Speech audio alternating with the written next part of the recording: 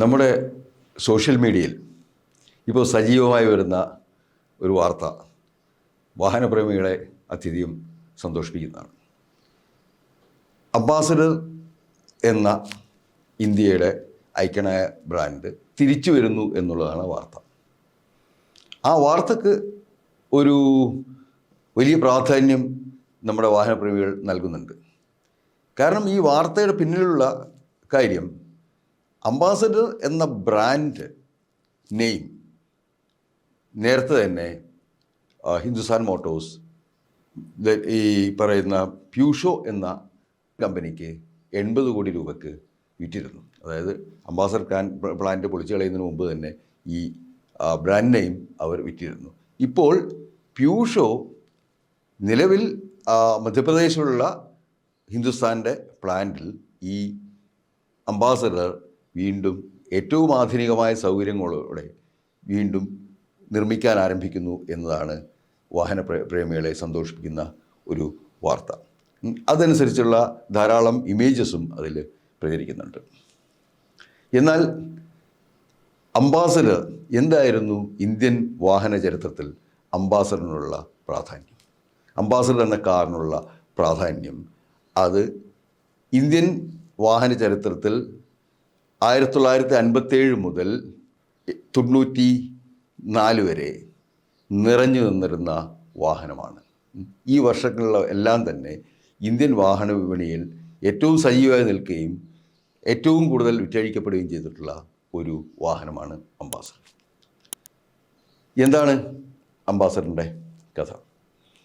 Ambassador നിർമ്മിക്കാൻ തുടങ്ങുന്നത് BM ബിർളയാണ്.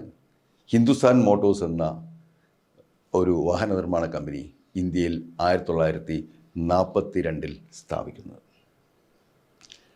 BM Birla ഈ വാഹന നിർമ്മാണ കമ്പനി സ്ഥാപിക്കാനുള്ള ഒരു പ്രധാനപ്പെട്ട കാരണം, അന്ന് ഇന്ത്യയിൽ വിദേശത്തു നിന്നാണ് കാറുകൾ ഇറക്കുമതി ചെയ്ത് കൊണ്ടുവന്നിരുന്നത്. ഈ വിദേശത്തു നിന്ന് ഇറക്കുമതി ചെയ്യുന്ന കാറുകൾക്കൊക്കെ ധാരാളം വിലയുണ്ടായിരുന്നു.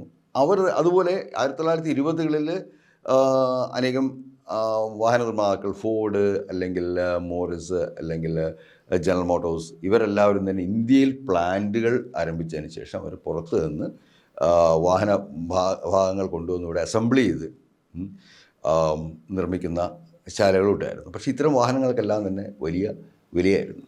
അപ്പോൾ ഇന്ത്യയിൽ ആദ്യമായിട്ട് ഈ ഒരു ഇന്ത്യൻ കാർ നിർമ്മിക്കുക എന്ന ആഗ്രഹത്തോടു കൂടിയാണ് BM ബിർള ഈ ഹിന്ദുസ്ഥാൻ മോട്ടോഴ്സ് എന്ന കമ്പനി സ്ഥാപിക്കുന്നത്. അങ്ങനെ ഹിന്ദുസ്ഥാൻ മോട്ടോഴ്സിൻ്റെ പ്ലാന്റിൽ നിന്ന് ആദ്യമായിട്ട് ഇറങ്ങുന്ന വാഹനം 1948 ഹിന്ദുസ്ഥാൻ 10 എന്ന വാഹനമാണ്. ഈ വാഹനം ബ്രിട്ടനിലെ മോറിസ് മോട്ടോഴ്സുമായി സഹകരിച്ചുകൊണ്ട് അവരുടെ മോറിസിൻ്റെ മോറിസ് 10 എന്ന മോഡലാണ് ഇന്ത്യയിൽ ഹിന്ദുസ്ഥാൻ 10 എന്ന പേരിൽ നമ്മൾ കാണുന്നത്. നമ്മുടെ രാഷ്ട്രപിതാവായ മഹാത്മാഗാന്ധി ഈ ഇവിടെ വലിയ ആശിസ്സുകൾ ഈ കമ്പനിക്കുണ്ടായിരുന്നു. കാരണം ഇന്ത്യയിൽ തനതായി വ്യവസായങ്ങൾ ഉണ്ടാവണം, ഇന്ത്യയിൽ തനതായി ലോകത്തിലെ എല്ലാ പ്രധാനപ്പെട്ട ടെക്നോ കാര്യങ്ങളും സംഭവിക്കണമെന്നുള്ളത് ഗാന്ധിയുടെ ആഗ്രഹമായിരുന്നു.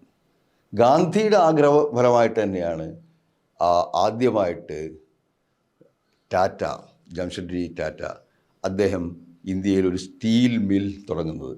അതായത് ഇന്ത്യയിൽ വ്യവസായങ്ങൾ വേണം എന്നുള്ള ഗാന്ധിയുടെ നയത്തിനനുസരിച്ചാണ്. ഗാന്ധിയുടെ അതേ നയത്തിന് അനുസരിച്ചാണ് ഇന്ത്യയിൽ ഇന്ത്യക്കാർക്ക് ഉപയോഗിക്കാൻ പറ്റുന്ന, കുറഞ്ഞ വിലയിൽ ഉപയോഗിക്കാൻ സാധിക്കുന്ന ഒരു വാഹനം നിർമ്മിക്കണം എന്നുള്ള ആഗ്രഹത്തോടെയാണ് BM ബിർള, ഗാന്ധിയുടെ ഒരു ആരാധകനായിരുന്ന BM ബിർള ഈ വാഹന നിർമ്മാണ കമ്പനി തുടങ്ങുന്നത്. എന്നാൽ 1948 ആദ്യമായിട്ട് ഈ വാഹനം പുറത്തിറങ്ങുന്നത്. ഹിന്ദുസ്ഥാൻ 10 എന്ന് പറയുന്ന മോറിസ് 10 ആധാരമാക്കിയുള്ള വാഹനം പുറത്തിറങ്ങുന്നത്. പക്ഷേ മഹാത്മാഗാന്ധിക്ക് അത് ഉപയോഗിക്കാൻ സാധിച്ചില്ല എന്നുള്ളത് വളരെ ദുഃഖകരമായ ഒരു വസ്തുതയാണ്. അദ്ദേഹത്തെ അതിനു മുമ്പ് തന്നെ മഹാത്മാഗാന്ധി ഒരു ഘാതകൻ്റെ വെടിയേറ്റ് നമ്മളെ വിട്ടുപിരിച്ചു പോയിരുന്നു. പക്ഷേ അതേസമയം തന്നെ ഇന്ത്യയുടെ ഒരു ഒഫീഷ്യൽ വാഹനമായിട്ട് ഈ ഹിന്ദുസ്ഥാൻ മോട്ടോഴ്സിൻ്റെ വാഹനങ്ങൾ മാറുന്നതാണ് പിന്നീട് നമ്മൾ കാണുന്നത്. 48-ന് ശേഷം 1954 Hindustan Motors Hindustan land master എന്ന ഇന്നത്തെ അംബാസഡറിൻ്റെ പ്രാഗ്രൂപമായ കാറ് നിർമ്മിച്ചു. 1954 ലാൻഡ് മാസ്റ്റർ എന്ന് പറഞ്ഞു കഴിഞ്ഞാൽ അത് നമ്മുടെ മോറിസിൻ്റെ തന്നെ മാർക്ക് 1 എന്ന ഒരു മോഡലായിരുന്നു. മോറിസ് ഓക്സ്ഫോർഡ് മാർക്ക് 1 ആണ് ലാൻഡ് മാസ്റ്റർ എന്ന പേരിൽ ഇന്ത്യയിൽ 1954 നിർമ്മിക്കാൻ ആരംഭിച്ചത്. പിന്നീട് ആ ലാൻഡ് മാസ്റ്റർ എന്ന മോഡൽ ഒരു 3 വർഷം മാത്രമേ അവർ നിർമ്മിച്ചിരുന്നുള്ളൂ. 1957 നമ്മുടെ വാഹന ചരിത്രത്തിലെ ഇതിഹാസമായ അംബാസഡർ മാർക്ക് 1 എന്ന കാർ പ്രൊഡ്യൂസ് ചെയ്യുന്നത്. അത് ഈ മോറിസ് ഓക്സ്ഫോർഡിൻ്റെ മാർക്ക് 2 എന്ന മോഡലിനെ അടിസ്ഥാനപ്പെടുത്തിയായിരുന്നു. ആ ഷെല്ലിൽ തന്നെയാണ് അംബാസഡർ മാർക്ക് 1 ഇറങ്ങിയ അതേ ഷെല്ല് തന്നെയാണ്, അതേ രൂപത്തിൽ തന്നെയാണ് അത് 2014 നിർമ്മാണം നിർത്തുന്നതുവരെ കാര്യമായ വ്യത്യാസമൊന്നും തന്നെ അംബാസഡറിൻ്റെ ഷെല്ലിനുണ്ടായിട്ടില്ല. അംബാസഡറിൻ്റെ രൂപത്തിന് ഒരു മാറ്റം ഉണ്ടായിട്ടില്ല. പക്ഷേ അതിനകത്തുള്ള ഉപയോഗിച്ചിരുന്ന സാങ്കേതിക വിദ്യകൾ, എഞ്ചിനുകളെല്ലാം പിന്നീട് മാറി വന്നിട്ടുണ്ട്. പക്ഷേ എന്നാലും അംബാസഡർ അതേ രൂപത്തിൽ തന്നെയാണ് 2014 അത് നിർമ്മാണം നിർത്തുന്നതുവരെ ആ രൂപമാണ് ഉണ്ടായിരുന്നത്. അപ്പോൾ 58 വർഷക്കാലത്തോളം ഇന്ത്യയുടെ വാഹന വിപണിയെ വലിയ സജീവമായിരുന്ന ഈ വാഹനം അംബാസഡർ 1957 ആണ് നിർമ്മാണം ആരംഭിച്ചത്. നിർമ്മാണം ആരംഭിച്ചപ്പോൾ തന്നെ ഇന്ത്യയുടെ ഔദ്യോഗിക വാഹനം എന്നൊരു ബഹുമതിയും ഈ അംബാസഡർ കാറിന് ലഭിക്കുന്നുണ്ട്.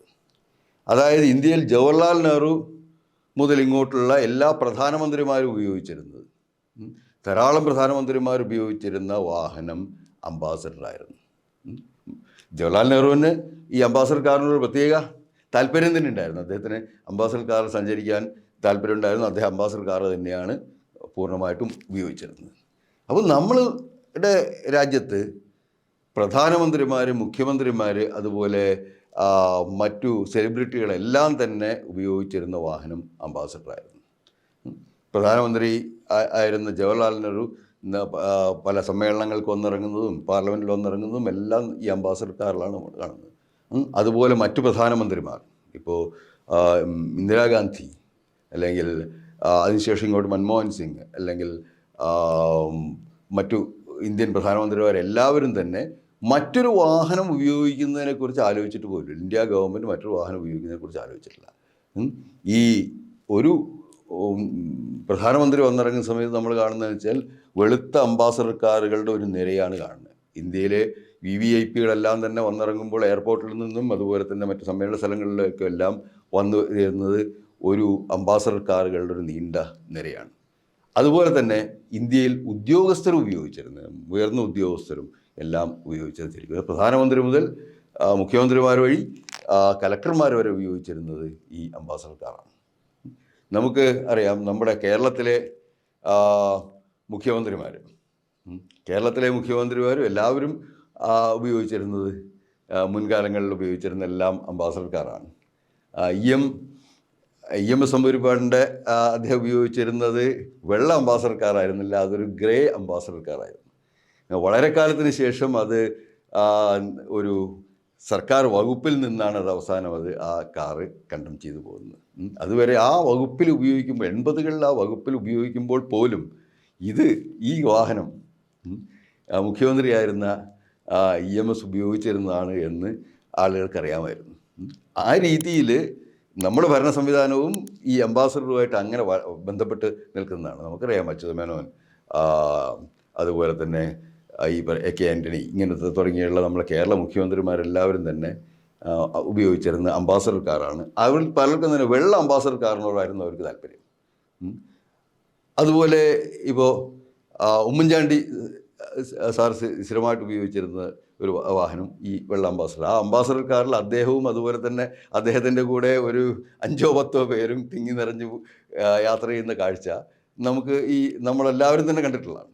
അങ്ങനെ ഈ നമ്മുടെ ഔദ്യോഗിക ചരിത്രത്തിൻ്റെ ഒരു ഭാഗമായിരുന്നു നമ്മുടെ ഈ അംബാസഡർ കാർ.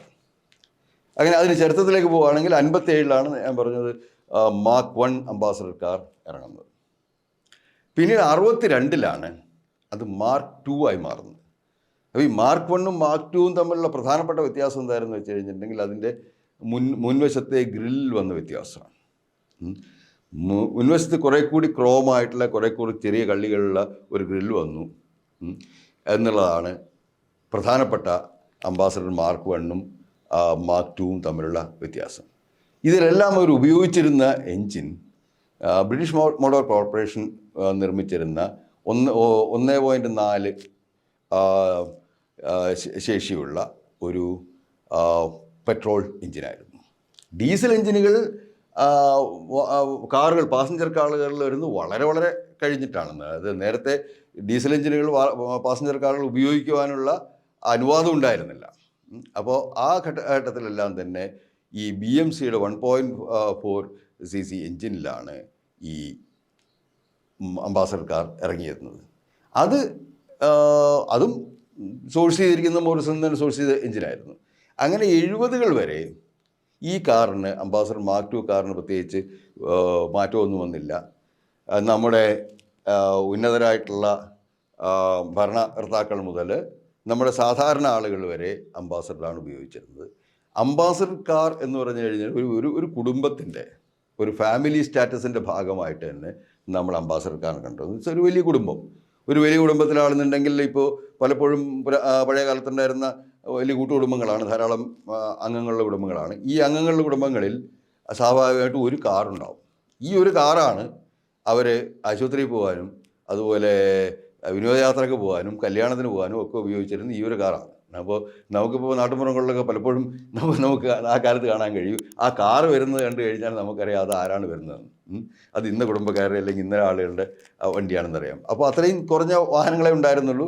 ഈ കുറഞ്ഞ വാഹനങ്ങളിൽ തന്നെ അതിലേറ്റവും കൂടുതൽ ഉണ്ടായിരുന്നത് അംബാസഡർ കാറാണ്. ഈ അംബാസഡർ കാറിൻ്റെ ഈ കേരളവുമായിട്ടും അതുപോലെ തന്നെ കേരളവുമായിട്ടും വളരെ അഭേദ്യമായ ചരിത്രമുണ്ട്. കാരണം കേരളത്തിൽ നമുക്കറിയാം, നമ്മുടെ ഇപ്പോൾ ഐക്കണിക്കായിട്ടുള്ള പല ആളുകളും, ഇപ്പം നടന്മാർ, ഇപ്പം നമ്മുടെ ഏറ്റവും പ്രമുഖ നടനായിരുന്ന അന്തരിച്ചു പോയ സത്യൻ സാർ ഉപയോഗിച്ചിരുന്ന ഒരു കറുത്ത അംബാസഡർ കാറായിരുന്നു. അത് നമുക്ക് അന്ന് ആ കാലത്തെ സിനിമാ മാസികകളിലും ഇതിലൊക്കെ നമ്മൾ ധാരാളമായി കാണുന്നുണ്ട്. അദ്ദേഹത്തിന് ഇഷ്ടപ്പെട്ട വാഹനം അദ്ദേഹത്തിൻ്റെ ഒരു കറുത്ത അംബാസഡർ ആയിരുന്നു. ഒരു മാർക്ക് 2 അംബാസഡർ കാറാണ് അദ്ദേഹം ഉപയോഗിച്ചിരുന്നത്. അതുപോലെ തന്നെ നമുക്കറിയാം, മലയാള സിനിമയിലെ ഏറ്റവും സീനിയറായിട്ടുള്ള അഭിനേതാവ് ശ്രീ മധുസാർ ഉപയോഗിച്ചിരുന്നതും ഇപ്പോഴും അദ്ദേഹത്തിൻ്റെ കയ്യിലുണ്ടെന്നാണ് തോന്നുന്നത്. അത് ഒരു ഇളം നീല അംബാസഡർ കാറായിരുന്നു. വളരെ കാലമായിട്ട് അദ്ദേഹം തന്നെയായിരുന്നു അത് ഉപയോഗിച്ചിരുന്നത്. അദ്ദേഹത്തിൻ്റെ ആ ഒരു വാഹനത്തിലാണ് അദ്ദേഹത്തെ നമ്മൾ കണ്ടിരിക്കുന്നത്. അതുപോലെ ഇങ്ങനെ പ്രമുഖരായിട്ടുള്ള പല ആളുകളും, ഇപ്പോൾ ഉദാഹരണത്തിന് മമ്മൂട്ടിയുടെ കയ്യിലുണ്ടായിരുന്ന ഒരു കറുത്ത അംബാസഡർ ഡീസൽ കാറായിരുന്നു. അതിന് ധാരാളം എക്സ്ട്രാ ഫിറ്റിങ്സും എക്സ്ട്രാ ലൈറ്റ്സും ഒക്കെ വെച്ചിട്ട് അദ്ദേഹം വളരെ കാലം അത് ഉപയോഗിച്ചിരുന്നു, സ്വന്തമായി ഉപയോഗിച്ചിരുന്നു. അതുപോലെ തന്നെ ഇപ്പോഴും അദ്ദേഹത്തിൻ്റെ ആ കളക്ഷനിൽ ആ വാഹനം ഉണ്ട്. അങ്ങനെ നമ്മുടെ ഒരു ജീവിതത്തിൻ്റെ ഭാഗമായിരുന്നു ഈ അംബാസഡർ കാർ.